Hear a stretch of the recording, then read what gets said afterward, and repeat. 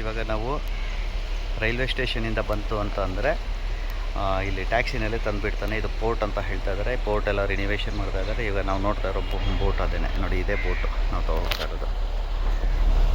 Wow, ನೋಡಿ ಇದರಲ್ಲಿ 10 duck ಇದೆ. ಒಟ್ಟು 10 ಫ್ಲೋರ್ ಥರ ಹೇಳ್ತಾರೆ. 10 ಫ್ಲೋರ್ ಇದೆ. ಸೊ ಈ ಡಕ್ಕಿಗೆ ನಾವು ಎಂಟ್ರಿ ಆಗ್ತಾ ಇರೋದು. ಅದರ ಪಕ್ಕದಲ್ಲಿ ಯಾವುದೋ ಇನ್ನೊಂದು ಚಿಕ್ಕದೊಂದಿದೆ. ಹಾಗೆ ನೀವು ನೋಡ್ತು ಅಂತ ಅಂದರೆ ನೋಡಿ, ಇಲ್ಲೆಲ್ಲ ವ್ಯೂಸ್ ಏನು, ಇಲ್ಲಿ ಜನಗಳು ನಿಂತಿದ್ದಾರೆ. ಸೊ ಇದು ವ್ಯೂ, ಇದು ಡೆಕ್. ಸೊ ಇದು ಸಮುದ್ರದ ಹಳೆಗಳೆಲ್ಲ ಇಲ್ಲಿದೆ. ಇದು ಪೋರ್ಟ್ ಅಂತ ಹೇಳ್ತಾರೆ. ಸೊ ನಾವೇನು ಮಾಡ್ತಾ ಇದ್ದೀವಿ, ಇಲ್ಲಿ ಬಂದು ನಿಲ್ಸಿದ್ದೀವಿ. ಟ್ಯಾಕ್ಸಿಗಳೆಲ್ಲ ಬಂದಿರುತ್ತೆ. ನೀವೇ ಅಕಸ್ಮಾತ್ ಏನಾದರೂ ಈ ಕೆಲವರು ಮುಂಬೈಯಿಂದ ಬಂದು ಗೋವಾಗೆ ಬರ್ತಾರೆ, ಗೋವಾದಲ್ಲಿ ಡೇ ಔಟ್ ಮಾಡ್ತೀನಿ ಅಂತಂದರೆ ಟ್ಯಾಕ್ಸಿಗಳಿರುತ್ತೆ. ಟ್ಯಾಕ್ಸಿಗಳು 4000 ರುಪೀಸ್ ತೊಗೋತಾರೆ. 4000 ರುಪೀಸ್ನಲ್ಲಿ ನಿಮಗೆ ಬೆಳಗ್ಗೆಯಿಂದ ಕರ್ಕೊಂಡೋಗಿ ಒಂದು 4 ಗಂಟೆವರೆಗೂ ವಾಪಸ್ ಕರ್ಕೊಬಂದು ಬಿಡ್ತಾರೆ. ಅಪ್ ಟು 4 o'clockವರೆಗೂ ಇರುತ್ತೆ.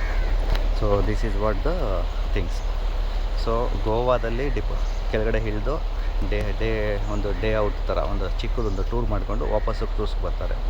ಈ ಕ್ರೂಸ್ ಬಂದು ಮುಂಬೈಯಿಂದ ಗೋವಾಗೆ ಬಂದಿದೆ. ಗೋವಾಯಿಂದ ಲಕ್ಷದ್ವೀಪಿಗೆ ಹೋಗುತ್ತೆ. ಲಕ್ಷದ್ವೀಪಿಂದ ಮತ್ತೆ ವಾಪಸ್ಸು ಮುಂಬೈಗೆ ಹೋಗುತ್ತೆ.